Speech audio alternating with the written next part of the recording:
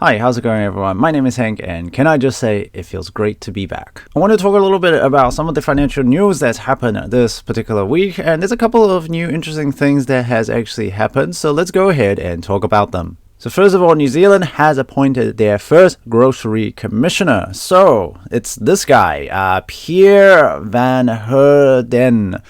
I'm sorry, I completely butchered your name there, but we're gonna refer to you as Pierre. So it says here, last year the government said that it plans to introduce an industry regulator and some sort of code of conduct to rein in the supermarket duopoly that's currently happening here in New Zealand. So in case you've lived under a rock for however long, so there's two main supermarket chains in New Zealand. So we have Foodstuffs, which owns New World brand and the Pack and Save brand.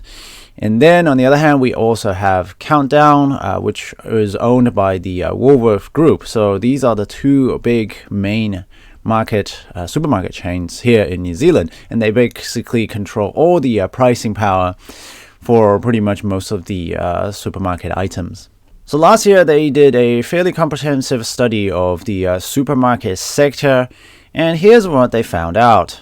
They have found that duopoly was working against consumers, food producers, and stifling the chances of further bigger players from entering the market. Well, no shit. Like, everybody knows that. You don't really need to commission a giant study to find that out. Everyone and their dogs know that already. So what has actually happened in the 1 year since they have commissioned this study that everyone already know the results of? Food prices is up by 12.5%. Supermarket pricing complaints continue despite Consumer NZ warning in March. So remember, in supermarkets quite often you'll see that some things will be labeled as specials, where if you just look carefully underneath the sales tag, you'll see that the price is either the same or in some quite ridiculous cases, prices are even cheaper before they have the sale price tag. And this is something that's just simply completely unacceptable. And the supermarkets know that they can get away with this because they pretty much hold all the pricing power. And what's even better, your hard-earned tax dollars will go towards the salary of my man Pierre. And you'll know that he'll end up doing pretty much absolutely nothing. You know, this is probably just what's going to happen. They're going to do a lot of commissioned reports, which is going to take up a lot of money and a lot of time. And they'll end up doing pretty much nothing because all the bureaucracy and everything that goes along with it.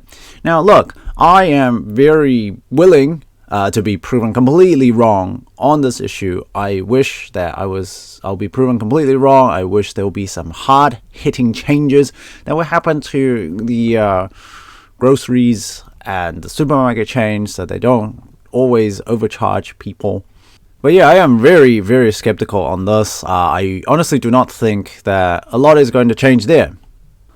So the second big news of the week is that the Reserve Bank leaves the official cash rate at 5.5%. Now, why is this important? Now, this is the first time that the official cash rate has been left the same without increasing in the past 21 months, which is almost 2 years' time. So this is like the first time in around 2 years' time that the official cash rate has not actually increased. This is kind of important because this means that the Reserve Bank believes that this inflation thing has been relatively become under control, which again, I don't really agree. It says here that inflation is still sitting at a current annual rate of 6.7%. Whereas the point of the Reserve Bank is to lower the inflation down to around the 1 to 3% range. But they basically expect that the inflation will just kind of slowly taper off and just do smooth sailing, and then it's going to drop. Which again, looking at how much supermarket cares about you or I, they just increase prices willy-nilly. We'll pretty much see how this goes. Now, there's one small thing that could be some benefit, is that the New Zealand dollars is up very strongly with regards to the US dollars. So the New Zealand dollars is up by more than 1% over the past week or so. And this is the strongest that the New Zealand dollar has been in about the last 6 months or so. which means that if you are interested in investing any US stocks, this could be a good chance to exchange some foreign currency. And as we know for a fact that the US stocks has been doing extremely well for the past 3 to 4 months or so. So it's been in a constant uptrend over the past 3-4 months. So if you're interested in investing in the US market, this reasonably good New Zealand dollars to US dollars exchange value could be an opportunity for you to make some exchange and make some investments here or there. Obviously, you don't want to spend all your money, but, just an opportunity there. The third main news that's happened this week is that Prime Minister Chris Hipkins rules out capital gains tax, wealth tax if Labour is re-elected. Look, I think we're just going through this same thing all over again. Every time any sort of politician even remotely mentions a capital gains tax, their popularity just drops through the floor. Now, capital gains tax is one of those things that people love to bring up during election season.